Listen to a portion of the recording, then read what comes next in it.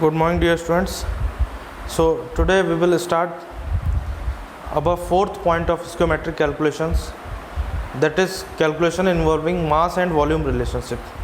देखिए इसमें mass relationship था, मोल रिलेशनशिप था. तो अब जो हमारा फोर टाइप का रिलेशन है that is mass volume relationship. We will understand it with the example. Hydrogen gas is prepared in the laboratory by reacting dilute HCl with granulated zinc. Following reaction takes place. तो उसमें reaction दे रखी है, देखिए Zn plus 2 HCl arrow ZnCl2 और H2. Now let's see the question. Question यहाँ पर है हमारे सामने. Calculate the volume of gas liberated at STP when 32.65 gram of zinc react with HCl. 1 mole of a gas occupies 22.7 litre volume at STP. Atomic mass zinc दे रखा है. तो उसमें देखिए रिएक्शन लिखी हुई है. इसमें हमें क्या करना है कि volume of H2 gas liberated. देखिए जब यहाँ पर जिंक रिएक्ट कर रहा है HCl से तो हाइड्रोजन गैस निकल रही है रिएक्शन में. It is clear to you.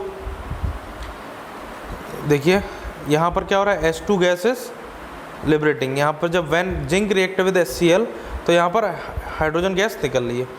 तो इन्होंने जो बोला है क्वेश्चन में, इन्होंने कहा है कि जब व्हेन 32.65 ग्राम जो है वो जिंक रिएक्ट करेगा HCl से, ठीक है, तब कैलकुलेट तब कितने वॉल्यूम की गैस निकलेगी.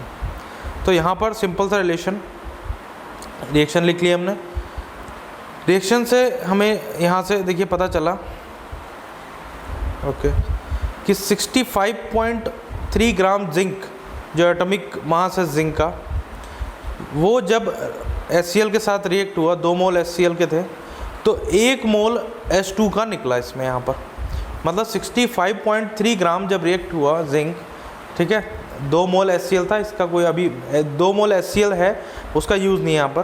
बस इतना है कि 65.3 ग्राम जिंक था, तो जो हाइड्रोजन लिबरेट हुई वो थी 22.7 लीटर, मतलब 1 मोल. ठीक है. तो ये जो हम कैलकुलेशन कर रहे हैं इसमें क्या रिलेशन है, इसमें रिलेशन है देखिए मास और वॉल्यूम का. तो 1 ग्राम जब जिंक रिएक्ट करेगी तो उस समय उस केस में हाइड्रोजन कितना निकलेगा, 22.7 अपॉन 65.3, ये 1 ग्राम के लिए. अब क्वेश्चन में पूछा था कि 32.6 ग्राम जब रिएक्ट करेगी तो 1 ग्राम इंटू क्या जाएगा हमारे पास, सॉरी, देखिए जब 1 ग्राम के लिए ये निकल आएगा 22.7 इंटू 65.3, दिस इज़ फॉर 1 ग्राम. जब 32.65 के लिए निकालना तो क्या करेंगे हम, यहाँ पर मल्टीप्लाई कर देंगे. Answer will be 11.35 litre. एक बार और समझ लेते हैं इसको. 65, यहाँ देखिए 65.3 इसमें दे रखा है. जब ग्राम रिएक्ट किया था तो गैस निकली थी 22.7 लीटर. ठीक है. तो 1 ग्राम अगर रिएक्ट करेगी तो ये आ जाएगा हमारे पास 22.7 अपॉन 65.3. अब हमें किसका निकालना था, 32.65 का, तो मल्टीप्लाई कर दिया 32.65 से, तो ये निकल आएगा आंसर हमारे पास 11.35 litre of H2 will be liberated. जो नेक्स्ट रिलेशनशिप है हमारी, कैलकुलेशन इन्वॉल्विंग वॉल्यूम. अब यहाँ पर वॉल्यूम, दोनों तरफ वॉल्यूम की बात होगी. Question is what volume of oxygen at STP is required to affect complete combustion of 200 centimetre cube of acetylene and what would be the volume of carbon dioxide formed. अब इसमें ये पूछा है कि जब 200 सेंटीमीटर क्यूब, जो centimetre cube है, जब एसिटिलीन का कंबशन होगा तो कार्बन डाइऑक्साइड यहाँ पर कितनी निकलेगी, how much amount of carbon dioxide will be form. तो इसमें देखिए रिलेशन दे रखा है हमारे पास. The balance chemical equation is 2C2H5 plus 5O2. Okay. अब यहाँ पर देखिए 2 मोल है, यहाँ पर निकल आए हमारे पास. व्हाट वॉल्यूम ऑफ ऑक्सीजन, यहाँ पर एक ये C2H5 ना होके दैट विल बी C2H4 होगा. थोड़ा सा करेक्शन है यहाँ पर इस रिएक्शन में, ये C2H4 होगा. ओके. Now proceed. अब यहाँ पर देखिए क्या दे रखा है, 2 मोल इसके हैं और 5 मोल इसके हैं, ठीक हो गया, ठीक। और ये आ गया हमारे पास 2 मोल किसके निकल के आए हैं, हाइड्रोजन ये वाटर के, और ये जो 4 मोल वाला रिलेशन है ये इसके लिए है यहाँ पे, ठीक हो गया। क्योंकि यहाँ पर मोल देखिए मैंने बताया था मोल सामने लिखे हुए होते हैं, जैसे अगर कहीं पर 4H2O लिखा हुआ है तो इसका मतलब यहाँ पर वाटर के कितने मोल है, 4। तो यहाँ पर वाटर के जो हैं वो 2 मोल दे रखे हैं और CO2 के 4 मोल की बात हो रही है। तो ये वाला करेक्शन आप सभी लोग कर लेंगे कॉपीज़ में। Now see the relation.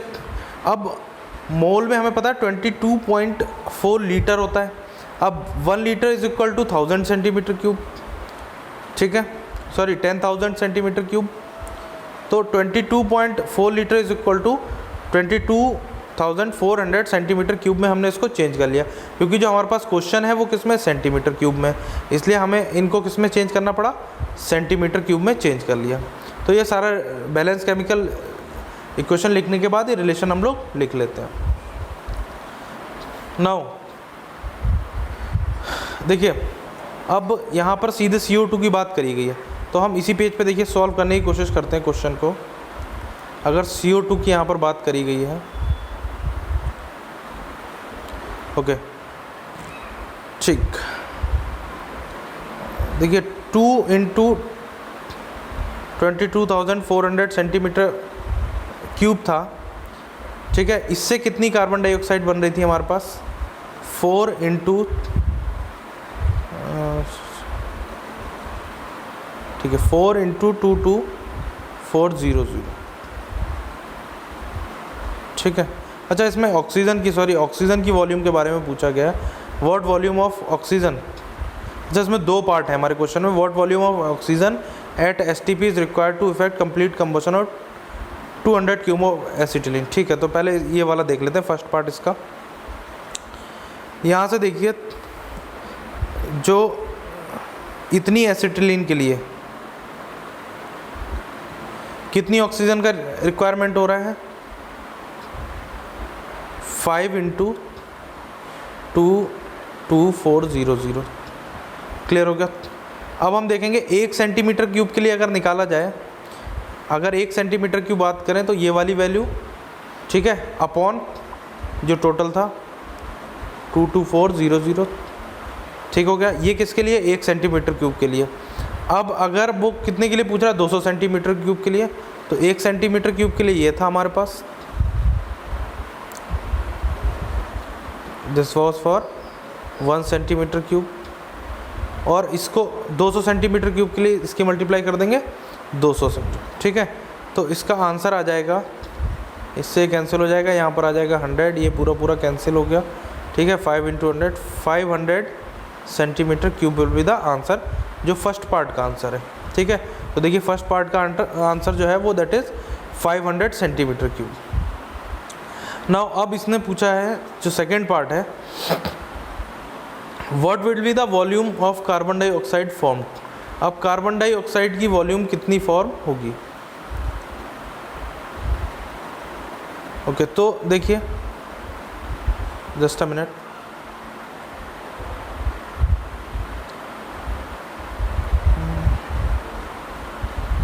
Okay तो फिर से हम रिएक्शन पे अगर देखें, now come on the next is last page, फिर से आते हैं यहीं पर हम कोशिश करेंगे सॉल्व करने की। इन्होंने कहा देखिए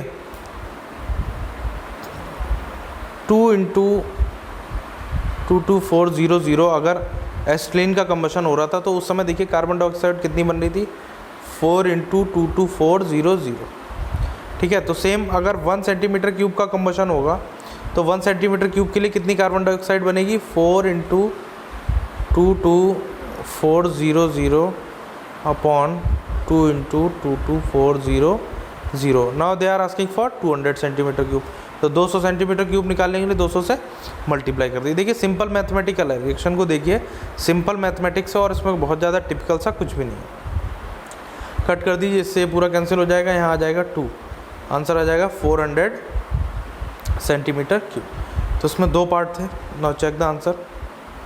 देखिए answer is 400 centimetre cube. So I hope this topic will be clear to all of you.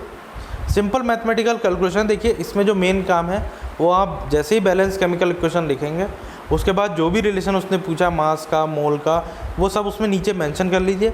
Simple पता चल जाता है कि सपोज़ अगर यहाँ छोटी सी कम वैल्यू होती तो ऐसे हम निकालते कि सपोज़ 10 ग्राम एसिटिलीन से 50 ग्राम कार्बन डाइऑक्साइड बनी. ठीक है, तो 1 ग्राम एसिटिलीन से कितनी बनेगी 50/10. वो पूछता 5 ग्राम से कितनी बननी है, तो हम करते 50/10 × 5. तो सिंपल कैलकुलेशन है बिल्कुल भी इसमें. So now this topic is completed.